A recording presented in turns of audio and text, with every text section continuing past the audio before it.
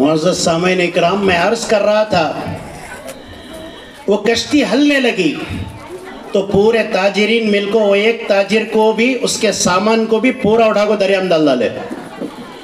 انہیں ڈوبتا ہوا سمندر کی موجوں سے لڑتا ہوا ساحلی سمندر پر پہنچا، سمندر کے کنارے. اب کوئی ایک بندہ بھی نہیں اس کی مدد کرنے کے لیے، پورا جنگل ہے، آبادی نہیں ہے. اب سارا سامان جا چکا ہے، کوئی بچانے والا ایک انسان بھی نہیں ہے. اب جینے کے لیے کھانا چاہیے. کچھ خرگوش پھر رہے تھے، اس کو شکار کیا، اور کچھ لکڑیاں پڑی ہوئی تھیں، اس کو ایسا بنا دیا جھونپڑی کی طرح بنا کر کے اس میں رہنے لگا. اب اس کی پوری کائنات، اس کی پوری دولت وہ جھونپڑی ہے اور کھانے کے لیے خرگوش. ایک دن ایسا ہوا، وہ جھونپڑی کے نیچے بیٹھ کر کے خرگوش بھون رہا تھا. وہ جلاتے جلاتے آگ اڑ کر کے جھونپڑی میں لگ گئی. وہ بچانے کی کوشش کی اس نے جھونپڑی، ساری جھونپڑی جل گئی. وہ اللہ سے رونے لگا، کہنے لگا اللہ میری پوری کائنات اتنی ہی باقی رہ گئی تھی، میرا سارا سامان تھا تاجروں نے سمندر میں ڈبو دیا اور مجھے بھی اٹھا کر کے سمندر میں ڈال دیا. میرے پاس جینے کے لیے کوئی سامان نہیں ہے، سوائے اس جھونپڑی کے میرے پاس کچھ بھی جائیداد نہیں ہے. میری جان بچانے کے لیے صرف جھونپڑی رہ گئی تھی، اب وہ بھی جل گئی. اے اللہ میری مدد کر، یہ کیا ہو رہا ہے؟ یہ کہہ کر روتے ہوئے سو گیا. دوسرے دن جب اس کی آنکھ کھلی، دور سے بہت ساری کشتیاں آ رہی ہیں، بہت ساری کشتیاں آ رہی ہیں. کشتیوں سے لوگ نیچے اترے، اتر کر کے اس بندے سے کہا ہم تمہیں بچانے کے لیے آئے ہیں، یہاں اس جگہ سے لے کر کے آبادی کی طرف جانے کے لیے آئے. اس بندے نے کہا تم مجھے پہچانتے ہو؟ تم میری مدد کے لیے آئے ہو؟ کہاں سے آئے ہو؟ کس نے ایڈریس دیا؟ اس نے کہا تمہاری جھونپڑی جب جل رہی تھی تو آگ اوپر تک گئی، ہم دریا کے بیچوں بیچ تھے، ہمیں وہاں ساحلی سمندر سے ایک آگ اٹھتی ہوئی دکھائی دی. ہم نے سمجھ لیا کوئی مجبور بندہ وہاں پر ہے، وہاں پر آگ جل رہی ہے، اس کی مدد کرنی چاہیے. مدد چاہنے کے لیے وہ جھونپڑی جلایا ہے. یہ کہہ کر کے ہم تیرے پاس آئے، تجھے لے کر جانے کے لیے آئے. وہ سمجھ گیا جھونپڑی جو جلی ہے وہ بھی اللہ کی مصلحت ہے. وہ جب سمندر سے لے کر اس کو جا رہے تھے، اس سے قصہ پوچھے انہوں نے کہ تم یہاں کیسے آ گئے، کیسے تم اس ساحلی سمندر پر پہنچے. اس بندے نے سارا واقعہ بتایا کہ میں جہاز سے جا رہا تھا، لوگوں نے مجھے اٹھا کر کے ڈبو دیا، میرے سارے سامان کو پھینکوا دیا، اور وہ کشتی یہاں سے جائے. کشتی کا نمبر بولا تو اس کشتی والوں نے کہا اللہ کا شکر کرو، وہ کشتی آگے چل کر کے دریا میں ڈوب کر سارے لوگ مر گئے. اس نے اللہ کے دربار میں سجدہ کیا، سجدہ ادا کیا. دیکھو اس کی جان نے اللہ نے بچائی، اس کے مال کو اللہ نے بچائی، اور اس کی مدد کرنے کے لیے کشتی والوں کو اللہ تعالیٰ نے ساحلی سمندر پر بھیج دیا. لہٰذا ہمیں ضرورت اس بات کی ہے کہ ہم اللہ سے دعا کرنا کبھی بھی نہ چھوڑے. اللہ جب دے گا، جب مصلحت سمجھے گا، جب دینے کا موقع آئے گا، ضرور اللہ تعالیٰ دے گا. دیر آئے گا لیکن درست آئے گا. کریں گے دعا انشاءاللہ. تو نبی علیہ السلام یہ عرض کر رہا تھا، انبیاء علیہ السلام تک اللہ سے اولاد مانگ کر کے لیے. اولاد بڑی نعمت ہے. اللہ نے قرآن میں کہا المال والبنون زینت الحیات الدنیا. مال اور اولاد، خصوصی طور پر اولاد، یہ تمہاری دنیا کی زندگی کی خوبصورتی ہے، یہ بہت بڑی نعمت ہے. اللہ تعالیٰ بڑی نعمت دینے کے بعد آزماتا ہے. اللہ دیکھتا ہے یہ نعمت کو صحیح استعمال کرتا ہے یا غلط استعمال کرتا ہے، یوز کرتا ہے یا مس یوز کرتا ہے. اللہ آزمانا چاہتا ہے. اللہ تعالیٰ اس اولاد کی آیت سنانے کے بعد المال والبنون زینت الحیات الدنیا، مال اور اولاد تمہاری دنیا کی زندگی کو خوبصورت بناتی ہے، یہ بہت بڑی نعمت ہے. آگے اللہ نے کہا والباقیات الصالحات. اللہ کے پاس کون سی چیز بہتر ہے؟ باقی رہنے والی نیکیاں بہتر ہے. تو اللہ بتانا چاہ رہا تم اپنی اولاد کو صحیح جگہ میں لگا کر، ان کو صحیح کاموں میں لگا کر اپنی اپنی آخرت کے لیے ثواب جمع کرو، اللہ کے پاس ہمیشہ رہنے والی نعمتوں کو جمع کرو۔ تو اللہ تعالیٰ بتانا چاہتا ہے تم اپنی اولاد کے ذریعے سے آخرت تلاش کرو، اپنی اولاد کو صحیح جگہ میں لگا کر باقی رہنے والے ثواب کو جمع کرو اللہ کے دربار میں۔ اس آیت میں یہی اللہ کہہ رہا ہے۔ ہمیں اولاد جیسے ہی بڑی ہوتی نا، ہمیں ان کے دل میں کیا ڈال کو پالتی گا؟ تو دنیا کی محبت۔ کب دیکھے تو بھی دنیا دنیا دنیا۔ عصری علوم، تو اسکول پڑھ، کالج پڑھ، کانوینٹ پڑھ، ڈگری ہولڈر بن جا، MBBS پڑھ، انجینئرنگ کر، سارے ڈگریاں دلاتے ہیں اور بچوں کے دلوں میں یہ محبت ڈالتے ہیں تو اچھا پڑھیا تو اچھا کام ملتا ہے، اچھی نوکری ملتی ہے، اچھا پیسہ کمائے جا، اچھی بیوی ملتی ہے، بینک بیلنس بنے گا، تیرے لیے بنگلہ بنیں گے، تو کار خرید سکے گا، ایک لگزری لائف جی سکے گا۔ بچے کے دل میں کون بھی دین کے سلسلے میں نفرت ڈالتے اس نہیں، ماں باپ اس ڈالتے اس، دین کی ذری بھی بات بچپن سے نہیں ڈالتے۔ اللہ کی بڑی نعمت اولاد ہے، اللہ اولاد دے کر کے آزماتا ہے کہ یہ اولاد کو صحیح جگہ میں لگا کر آخرت تلاش کرتا ہے یا دنیا میں لگا کر کے دنیا طلب کرتا ہے، مجھے بھول جاتا ہے۔ اللہ آزمانا چاہتا ہے، بالکل اس کے خلاف کچھ کر رہے۔ جیسے ہی لڑکا بڑا ہونا شروع ہوتا اس کے دل میں دنیا کی محبت ڈالتی، اسکول کالج کی محبت ڈالتے ہیں، عصری علوم کا شوق ان کے اندر پیدا کرتے ہیں، ڈگریاں دلاتی، ڈاکٹر بناتی، انجینئر کراتی، اور لوگوں کے پاس فخر سے بول لگ پھرتی میرا بیٹا ڈاکٹر، میرا بیٹا انجینئر۔ میں پڑھاؤ نکو بولیا نہیں، ساتھ ہی ساتھ دینی علوم کیوں نہیں سکھاتے؟ صرف عصری علوم پر اکتفا کیوں کرتے ہو؟ عصری علوم کی ترجیح کیوں ہے؟ خالی انگریزی سکھا ڈالے، اسکول کی لائف سکھا دیے، کالج کی تعلیم سکھا دیے، دین سے دور کر دیے۔ اب انہیں بڑا ہو کو کیا کرتا ہے؟ ماں باپ کو ساتھ نہیں دیتا، اس وقت میں سر پکڑ کر روتی ہیں، حضرت میرے بچے کے واسطے دعا کرو۔ تو شروع میں نفرت کی بیج تو نہیں بویا ہے، عصری علوم کی بیج تو نے بویا، دین سے دور تو نے کیا، اب آ کر سر پکڑ کے رونے کا کیا فائدہ؟ کیا عصری علوم کیا کر لیتی؟ پڑھاتی، تم نہ کیا کام آتا سوچ کر دیکھو۔ تمہیں کالج پڑھائے، انجینئر بنائے، ڈاکٹر بنائے، تمہارے آنکھیاں بند ہو گئے، تمہارے بچے وہ ڈاکٹر ہیں، وہ جو انجینئر ہیں، وہ جو FRCS، وہ MA، BBA، جو بھی ہولڈر ہیں، تمہارے جائیداد تقسیم کر لگو، اپنی عیاشی میں لگ جاتی۔ تم کیا سوچتے ہو؟ تمہارے خاطر تمہاری جائیداد میں تمہارے بچے تمہارے لیے مسجد بنائیں گے، کنویں کھودیں گے، مدرسے بنائیں گے، تمہارے لیے ذخیرے آخرت جمع کریں گے؟ نہیں۔ جیسے ہی تمہاری جائیداد آئی، تم نہ لے لے جگ دفنائے، تمہاری آنکھیں بند ہو گئی، تمہاری ساری ارمانیں ختم، تم نے خون پسینہ ایک کر کے بچے کو ڈاکٹر پڑھایا، تمہارے مرنے کے بعد جائیداد تقسیم کر لے کو انہیں جاگ بنگلہ بنا لیا۔ بعض بچے تو ماں باپ کے تدفین میں بھی۔ کرونا کا موقع ہے، کرونا کے موقع پر ہم نے اپنی آنکھوں سے دیکھا، میں دارالعلوم شاہ ولی اللہ میں پڑھاتا ہوں، ٹانی روڈ میں، اپنی آنکھوں سے دیکھا ہے ایک بڑے ڈاکٹر کا باپ بڑی محنت سے پڑھایا، ان کے ابا کا انتقال ہو گیا، ہمیں تھے وہاں شاہ ولی اللہ میں قبرستان میں، ہم نہ فون کر رہا ہے، ہمیں اسے فون کیا آپ کے والد کا جنازہ آیا ہوا ہے۔ جس باپ نے خون پسینے کو ایک کر دیا ڈاکٹر انجینئر بنانے کے لیے، ہم نے اس باپ کو فون کیا کہ بھئی تمہارے باپ کا جنازہ آیا ہے، آؤ ان کی تجہیز و تدفین میں شریک ہو جاؤ۔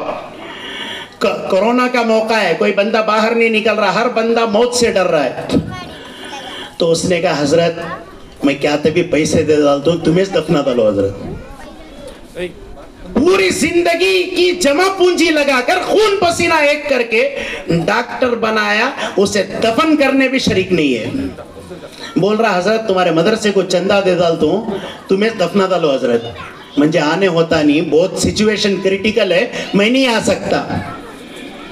میں اظہار نعمت کے طور پر کہتا ہوں، تحدیث بھی نعمہ کے طور پر کہتا ہوں، کورونا کے موقع پر ہمارے امی ابا دونوں کا انتقال ہوا، 15 دن کے فاصلے پر۔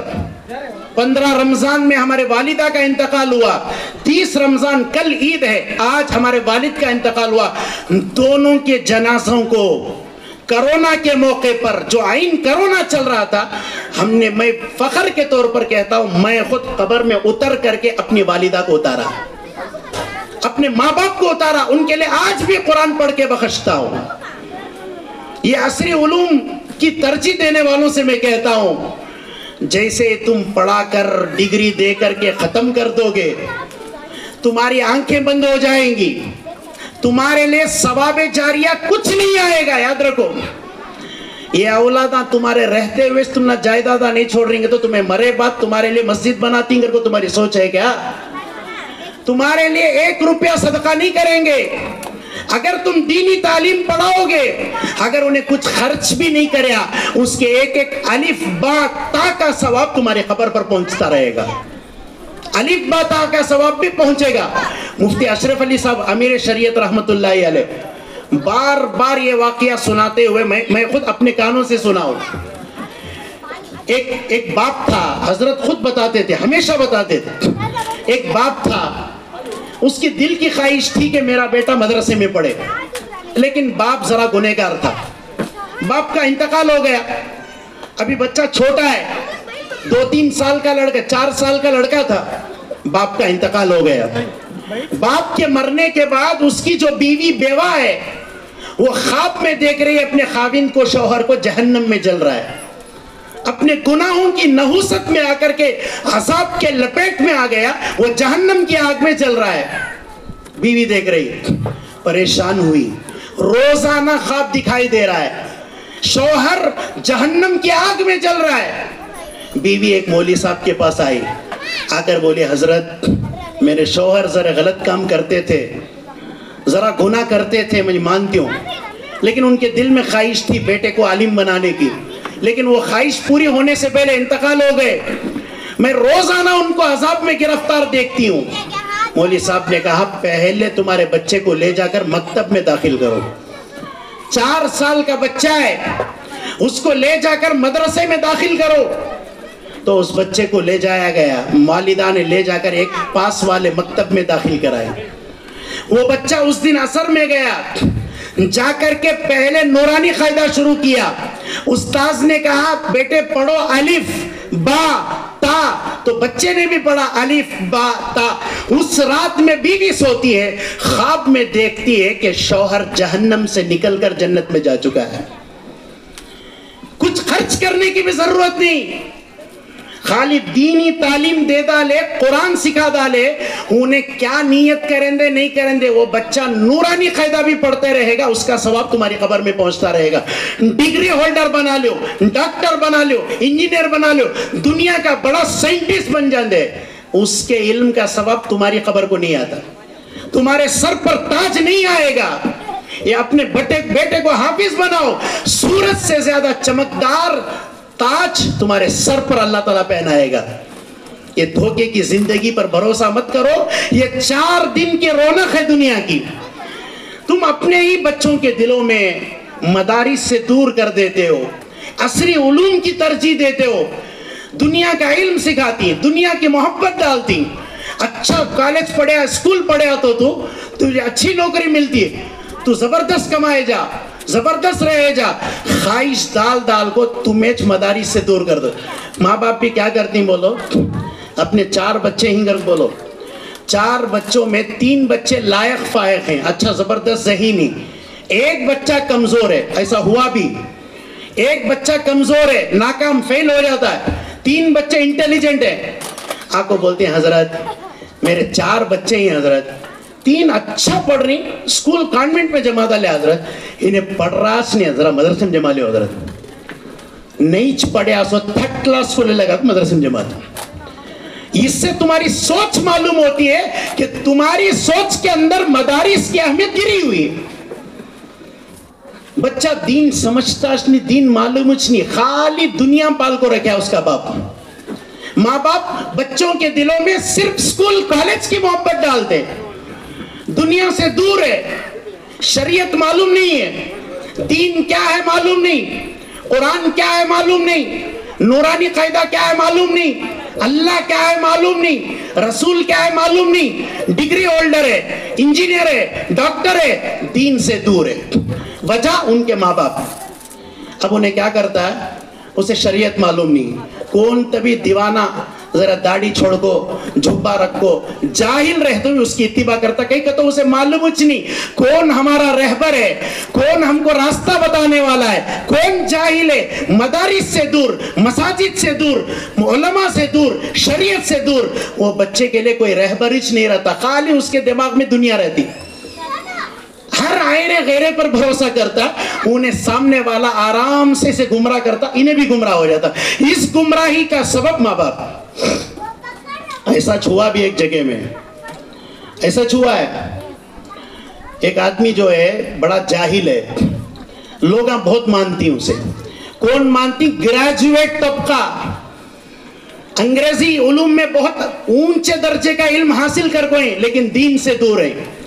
وہ پورے طبقے والے اس ایک جاہل کو عالم بنا ڈالے، اسے معلوم نہیں ہے ہمارے لیے راستہ بتانے والے علماء کون ہیں، معلوم نہیں، کہ تو دینش معلوم نہیں، اسے کیا معلوم ہے کس کو چننا ہے۔ تو ایک بندہ جاہل تھا، لوگ اس کی عزت کرتے تھے، داڑھی امامہ سب پہنے لیکن مدرسے میں پڑھا ہوا نہیں۔ اب لوگ سب پورے پڑھے لکھے لوگ، پڑھے لکھ کر بھی جاہل ہیں، صرف اسکول کالج کا علم ہے، دین سے دور ہیں۔ اب پورے علماء کی اب پورے وہ عوام کی جماعت جو ہے گریجویٹ طبقہ ہے، وہ پورے مل کر کے اس آدمی پر ایمان لائے، انہیں کیا بولا تو بھی مانتے تھے، اس کی عزت کرتے تھے، حالانکہ انہیں عزت کیے جانے کے لائق نہیں تھا، جاہل تھا۔ ان کے ماں باپ نے ان کو دین نہیں سکھایا، بچوں کو سمجھ میں نہیں آ رہا کسے فالو کرنا کسے نہیں کرنا، تو پورے لوگ مل کر کے اس کی اتباع کی۔ انہیں دیکھا ایک دن بولیا، دیکھو بھئی تمہیں سب میری عزت کر دی، آج میرے اندر حضرت فاطمہ رضی اللہ تعالیٰ عنہ اندر آ کر ہیں، حضرت فاطمہ کی روح، حضور صلی اللہ علیہ وسلم کی بیٹی کی روح میرے اندر آ گئی ہے، اس لیے بورڈ میں باہر لگا رہا ہوں، آج میرے سے جو بھی تعلق رکھنے والا صرف لڑکیاں آئیں گی، لڑکے نہیں آئیں گے۔ دیکھو کیسی جہالت ہے۔ اسے ماننے والا طبقہ بھی کون ہے؟ گریجویٹ طبقہ ہے۔ کیوں؟ علماء سے دور ہیں، گمراہ ہو رہے ہیں۔ علماء سے دور ہونے کی وجہ ان کے ماں باپ، انہیں بورڈ لکھ کو لگا ڈالا، only for ladies, no gents, اس کے اندر مرد نہیں آ سکتے، خالی کنسلٹ کرنا بولے تو خالی عورت آنا، کہ تو میرے اندر حضرت فاطمہ آ کوئی، حضور صلی اللہ علیہ وسلم کی بیٹی آ کرے، تو بورڈ لگا ڈالا باہر، صرف عورتیں اندر آئیں گی، مرد نہیں آئیں گے۔ اب دیکھیں تو روزانہ ان کی بیویاں جا رہی ہیں، انہیں گلے مل کر عیاشی کر رہا ہے، غلط کام کر رہا ہے۔ اس علاقے کے ایک مولانا تھے، دیکھے یہ سدھرنے کا نام نہیں لے رہا ہے، یہ جاہل سدھر نہیں رہا۔ انہوں کیا کرے، ایک برقع پہن لگو، انہوں بھی اندر چلے گئے۔ روزانہ لیڈیز جا رہی نا، ایک برقع نقاب پہن کر کے یہ بھی اندر چلے گئے مولانا۔ جب اندر گئے، اب پورے آ رہے ہیں، برقع نکال رہے ہیں، اس سے گلے مل رہے ہیں۔ جب مولانا کی باری آئی، مولانا کا نمبر آیا تو برقع پہن کر اندر آئے، اتنی بڑی داڑھی ہے برقعے کے اندر گئے، جانے کے بعد نقاب نکالی مولانا، دیکھے تو اتنی بڑی داڑھی اندر ہے، انہیں وہ استغفر اللہ، میرے اندر حضرت فاطمہ ہے۔ دیکھو کتنا بڑا جاہل ہے، کون تبھی اس کی جسم پر حضرت فاطمہ کی روح آئی گا تو مانے جا، مان رہا ایک طبقہ۔ تو اس نے کہا میرے اوپر حضرت فاطمہ آئی، تم کیسے آ سکتے ہو، تم تو مرد ہو۔ تو مولانا نے کہا میں مولانا نہیں، میں حضرت علی ہوں، میرے جسم میں حضرت علی ہے۔ منجے پوچھے نہیں سرکا تو گھر کو کیسا آئی، گھر کو ایک گردن میں لگ گیا ہے۔ تو جہاں بھی جہالت آتی ہے وہاں علماء کی ضرورت پڑتی ہے، مدارس کی اہمیت ہوتی ہے۔ لوگ صرف عصری علوم کی ترجیح دیتے ہیں۔ اسپین میں تقریباً مسلمانوں کا خاتمہ ہو گیا، مسلمانوں کا صفایا ہو گیا، مسلمان ختم ہو گئے اسپین کے اندر۔ یہ RSS کے کچھ غنڈوں نے ایک جماعت بھیجی اسپین کے اندر تحقیق کرنے کے لیے تم مسلمانوں کو کیسا مکمل ختم کر ڈالے، مسلمانوں کا خاتمہ آپ نے کیسے کر دیا۔ اسپین والے کیا بولے، بولو کیا ٹیکنیک بتائے، وہ کوئی بڑی مشکل بات نہیں ہے، مشکل کام نہیں ہے، تم اپنے عوام کا تعلق علماء سے ختم کر دو، خود بخود وہ قوم گمراہ ہو جائے، خود بخود وہ قوم برباد ہو جائے۔ لہذا میں یہاں پر بیٹھے ہوئے ماں باپ سے گزارش کرتا ہوں، آپ اپنے بچوں کو عصری علوم ضرور سکھائیں، انگریزی تعلیم ضرور دیں، اسکول کالج کانوینٹ کا علم ضرور دیں، لیکن ساتھ ہی ساتھ یہ بھی بتائیں مرنے کے بعد ایک مستقل زندگی ہے، ہمیشہ کی زندگی ہے، ابد الآباد تک رہنے والی زندگی ہے، جہاں پر ہمیشہ ہمیشہ رہنا ہے، ایک بڑا فیوچر ہے، ایک 30-40 سال فیوچر کے خاطر تم سکول پڑھاتے کالج پڑھاتے پڑھاؤ، لیکن ہمیشہ کی زندگی جو فیوچر ہے اس کی بھی تیاری کرو۔ کیوں؟ ہمارے دلوں میں سب کیا بیٹھ کو ہے گا، تو عصری علوم حاصل کرے تو عزت ملتی کر گو، عزت عصری علوم میں، عزت دنیا کی نوکری میں، ہمارے دلوں میں یہ بات بیٹھی ہوئی ہے، یہ عقیدہ بیٹھا ہوا ہے، جو بندہ سکول پڑھے گا کالج پڑھے گا سماج میں سوسائٹی میں عزت سے جیے گا۔ بالکل ایسی بات نہیں ہے، عزت کا مالک اللہ ہے، وَلِلَّهِ الْعِزَّةُ وَلِرَسُولِهِ وَلِلْمُؤْمِنِينَ، عزت کا مالک اللہ ہے، عزت کے مالک اللہ کے رسول ہیں، عزت کے مالک مومنین ہیں۔ یہ عقیدہ ہمارے اندر پیدا ہونا چاہیے۔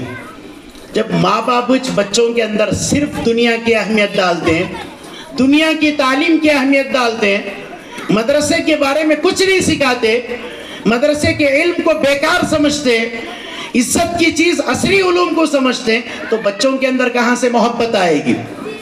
بچوں کے اندر مدرسے کی طرف توجہ کہاں سے آئے گی؟ مدرسے کی طرف کہاں دیکھیں گے؟ کیونکہ ہمارے دل میں مدارس کی عزت نہیں نا۔ یاد رکھو، اللہ نے عزت دین میں رکھی ہے، اللہ نے عزت علم دین میں رکھی ہے۔ جتنی مدد اللہ دین اور دیندار کی کرتا ہے، علم دین رکھنے والے کی کرتا ہے، کسی اور کی مدد اللہ اتنی نہیں کرتا جتنی مدد دیندار کی کرتا ہے۔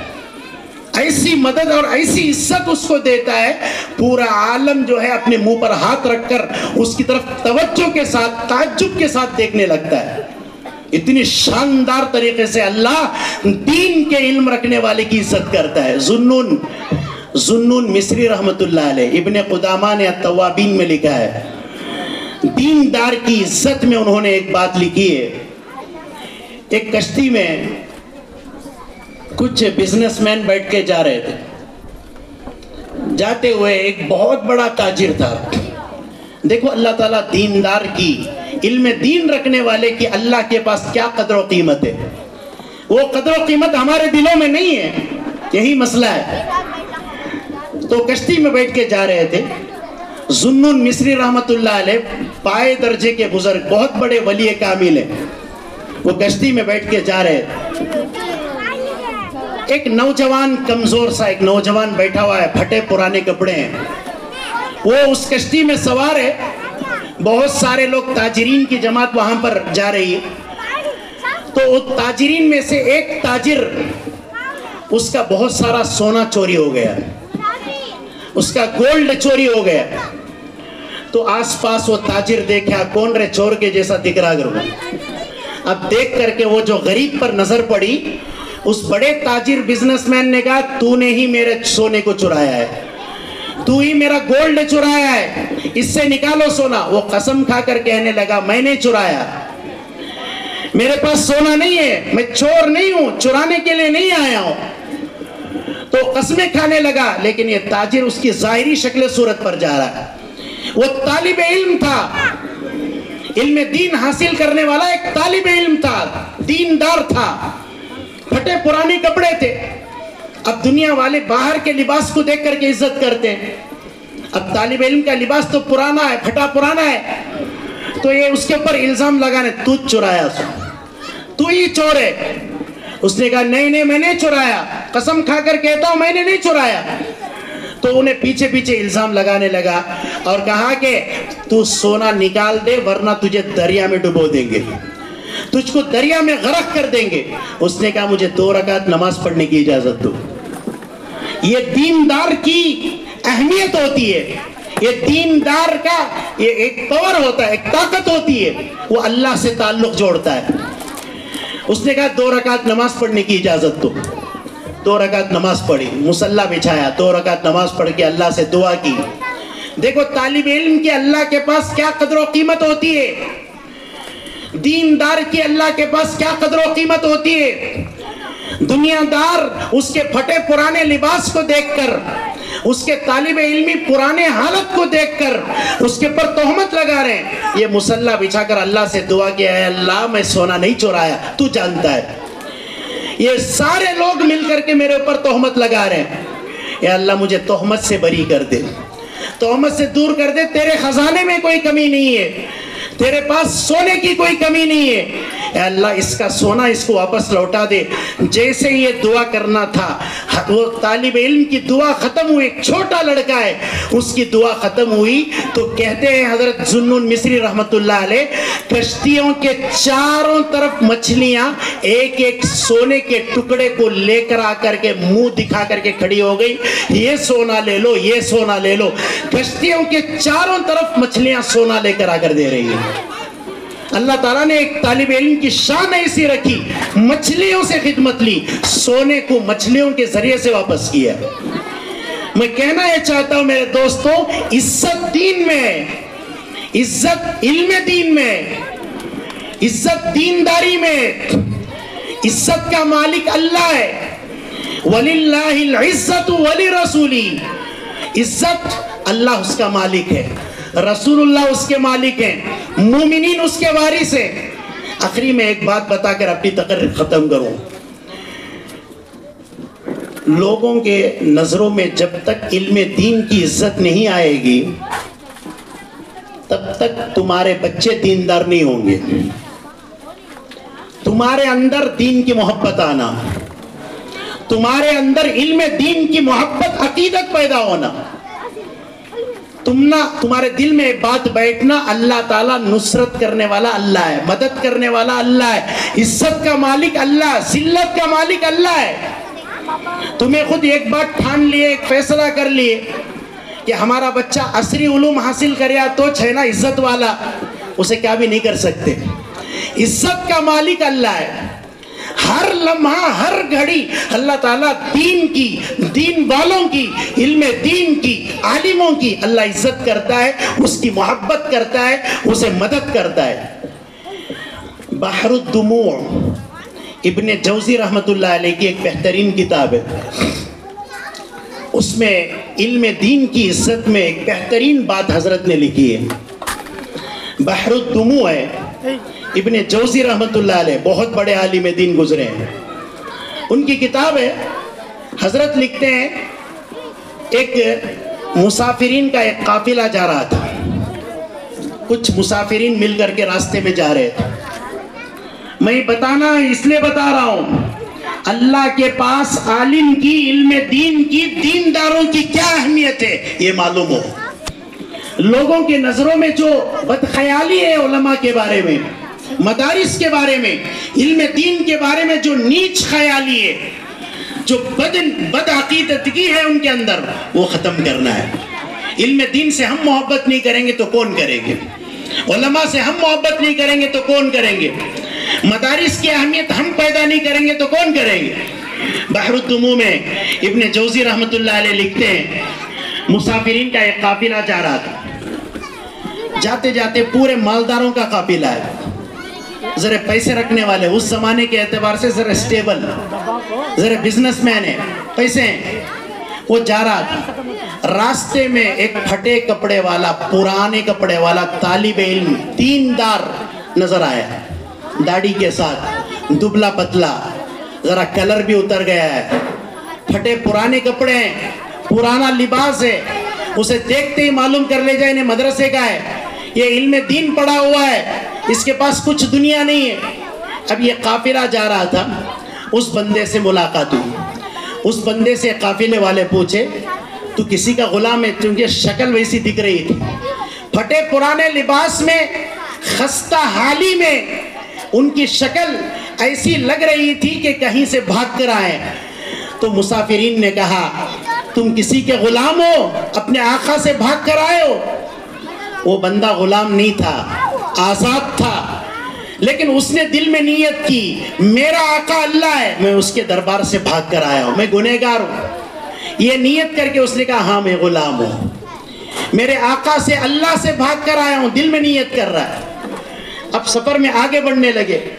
اب ان سب لوگوں کی نگاہوں میں اس کی کوئی عزت نہیں تھی، چونکہ اس کا لباس پرانا تھا، وہ دیندار تھا، صرف دین کے علاوہ اس کے پاس کچھ نہیں تھا، علم دین تھا، عالم تھا. تو اس کو دیکھ کر کے بولے تم غلام ہو؟ تو اس نے ایکسپٹ کر لیا میں غلام ہوں. اب رات میں سفر کر رہے تھے، ایک جگہ میں ٹکنے کا موقع ملا، ایک جگہ میں رکے. انہوں نے کجاوے نکالے، کمبل نکالے، ٹھنڈ کا موسم ہے، ساروں نے کمبل بچھائی. مسافرین پورے مل کر ساتھ ساتھ چلتے تھے اس زمانے میں، کوئی اکیلا سفر نہیں کرتا تھا.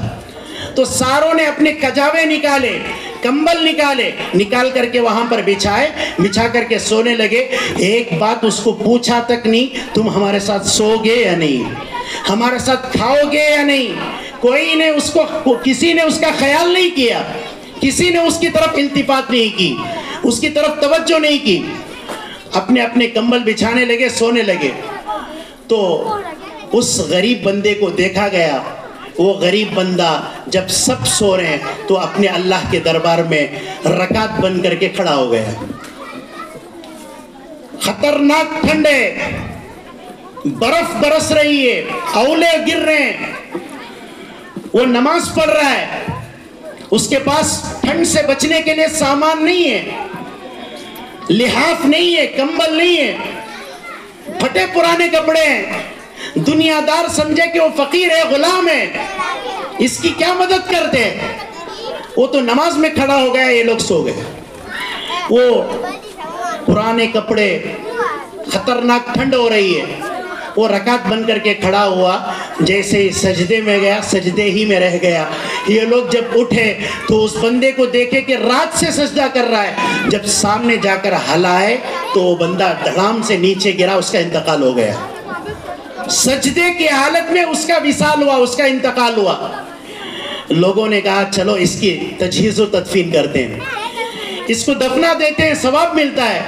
اور کچھ لوگوں نے کہا ہمیں کیا پڑا، یہ تو فقیر ہے، ہم تو اس کو جانتے تک نہیں تھے، ہم کیوں لمبا خرچہ کریں، ہم کیوں اس کو دفنائیں. لیکن دوسرے لوگوں نے کہا نہیں نہیں، مسلمان کا حق بنتا ہے، یہ نماز پڑھتے ہوئے انتقال ہوا ہے، اسے دفنانا چاہیے، ہمارا ذمہ ہے. یہ کہہ کر کے وہ پورے تاجرین، وہ پورے مسافرین کا قافلہ آپس میں کام تقسیم کر لی. کچھ لوگوں نے کہا تو جا کر پانی لے کر آ، اس کے جنازے کو دفنانا ہے، تو جا کر کے پانی لے کر آ، تو جا کر آگ جلانے کے لیے لکڑیاں لے کر آ، تو جا کر کے کفن دفن کا انتظام کر.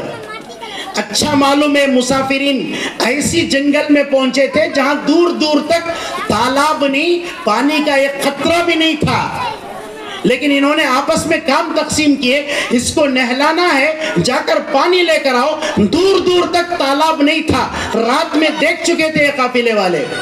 جو گروپ چند لوگ مل کر کے پانی کی تلاش میں گئے، 4 قدم رکھے تھے، بہترین بہتی ہوئی وہاں پر نہر جا رہی تھی، بہترین تالاب بہنا شروع ہو گیا. رات میں دیکھے تالاب نہیں تھا، صبح میں دیکھے تو 4 قدم کے اندر تالاب مل گیا، نہر مل گئی، ایک ندی مل گئی. تو پانی جا کر اٹھا رہا ہے، مشک اور عنبر کی خوشبو ندی کے اندر سے آ رہی ہے. رات میں ندی نہیں تھی، رات میں تالاب نہیں تھا، رات میں نہر نہیں تھی. پورا سروے کر کے سوئے نو. صبح میں کام تقسیم کر کے گیا، دیکھا 4 قدم رکھا تھا تو ایک بڑا تالاب مل گیا، وہاں سے خوشبو والا پانی لے کر آیا. یہ لکڑیاں جمع کرنے والا جنگل کو گیا، پہلے سے لکڑیاں کٹے ہوئے وہاں پر موجود تھے، بالکل آگ میں جلانے کے لیے جیسے لکڑیاں ہوتی ہیں بالکل اسی سائز میں لکڑے کٹے ہوئے وہاں پر موجود تھے، گویا کہ کوئی رکھ کر کے گیا ہے، وہ لکڑیاں لے کر آیا، اب یہ لکڑیاں جلا رہا ہے اور اس کو نہلا رہا ہے۔ جیسے جیسے پانی کو اٹھا کر کے اس کے بدن میں ڈالا جا رہا تھا، مشک اور عنبر کی خوشبو اس غریب کے بدن سے پھوٹنا شروع ہو گئی۔ اس کے بعد لوگوں کو سمجھ میں آ گئی کہ بندہ بہت بڑا اللہ والا ہے، بہت بڑا دیندار ہے، اس کی عزت ہمیں کرنی چاہیے۔ اس کے لیے کفن کا ہم انتظام کرتے ہیں، اس کے پاس کپڑے نہیں ہیں۔ یہ لوگ الگ میں گئے، مشورہ کیے کہ ہم اپنے چادر جمع کرتے ہیں، پورے چادر جوڑ کر کے اس کو کفن کا انتظام کرتے ہیں۔ یہ لوگ سارے لوگ چادر جوڑ کر کے کفن سی رہے تھے، سی کر لے کر آئے، دیکھا کہ مردے کے اوپر جو مرا ہوا تھا اس کے اوپر پہلے سے خوبصورت سفید کلر کا، سفید رنگ کا جو ہے کفن موجود ہے۔ انہوں لے کر آ کر ڈالنے سے پہلے اس کے اوپر کفن موجود ہے۔ یہ لوگ سمجھ گئے اللہ تعالیٰ ہمارے چادروں کا محتاج نہیں ہے، ہمارے کپڑے کا محتاج نہیں ہے، اللہ تعالیٰ ہمارے کپڑے ڈالنا نہیں چاہ رہا ہے، تو لہٰذا اس بہترین کپڑے میں اس کو لپٹا گیا، کفن بنایا گیا اور اس کو لے کے جا رہے، ہلکا پھلکا جنازہ ہے، لے جا کر کے میدان میں رکھے، ہلکی سی بارش شروع ہوئی، رحمت برس رہی ہے، چاروں طرف عطر سے معطر ہے، خوشبو پھوٹ رہی ہے۔ وہ کہتے ہیں بحر الدموع میں ابن جوزی لکھتے ہیں جیسے ہی صلاۃ جنازہ شروع ہوئی، نماز جنازہ شروع ہوئی، جیسے امام صاحب کہتا ہے اللہ اکبر، ان کی تکبیر کی جو صدا ہے، اللہ اکبر کا جو نعرہ، جو آواز ہے، پورے عرش کے اندر گھوم جاتی ہے، اور ایسا محسوس ہو رہا تھا کہ آسمان سے فرشتے اتر رہے ہیں اس مہمان کی خاطر، اس مسافر کی خاطر، اس غریب کی خاطر۔ لہٰذا جنازے کی نماز ہو گئی، اب دفنانے کی باری ہے۔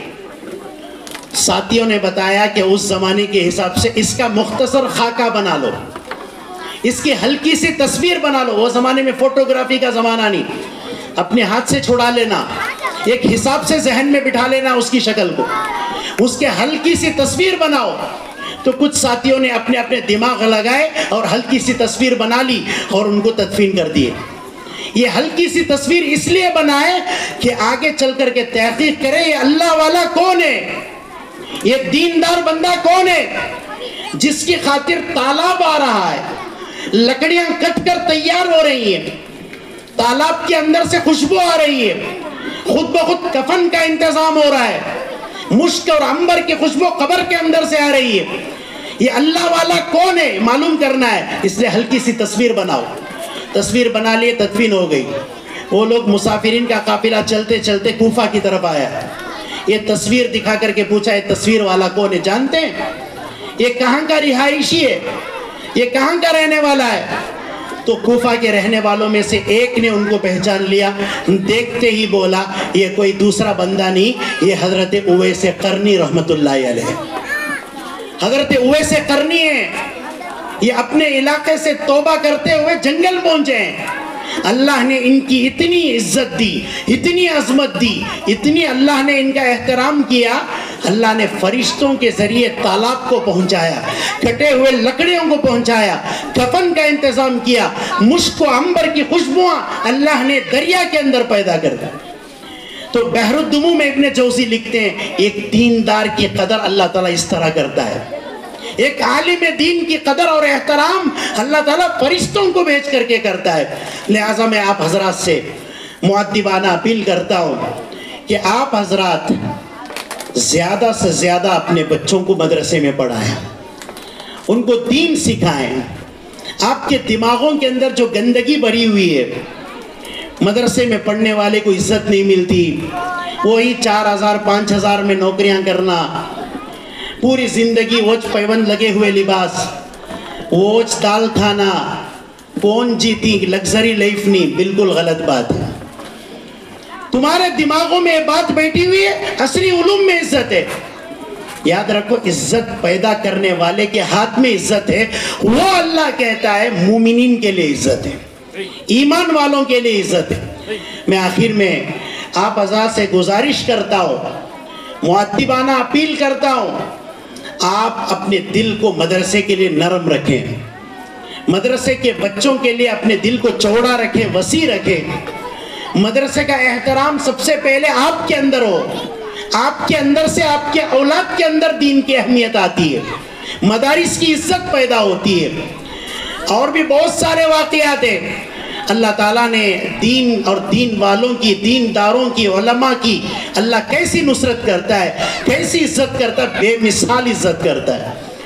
میں آپ سے گزارش کرتا ہوں، آپ اپنے بچوں کو،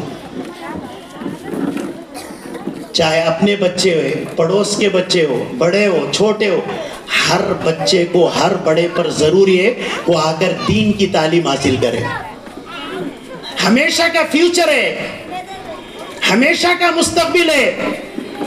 30-40 سال بھی جینا ضروری نہیں ہے۔ تمہیں سوچتے ہمارا مستقبل برائٹ ہونا، فیوچر برائٹ ہونا، ہمارا مستقبل اچھا بننا، ہمارا بچہ کالج میں پڑھنا، کتنے سال کی مستقبل؟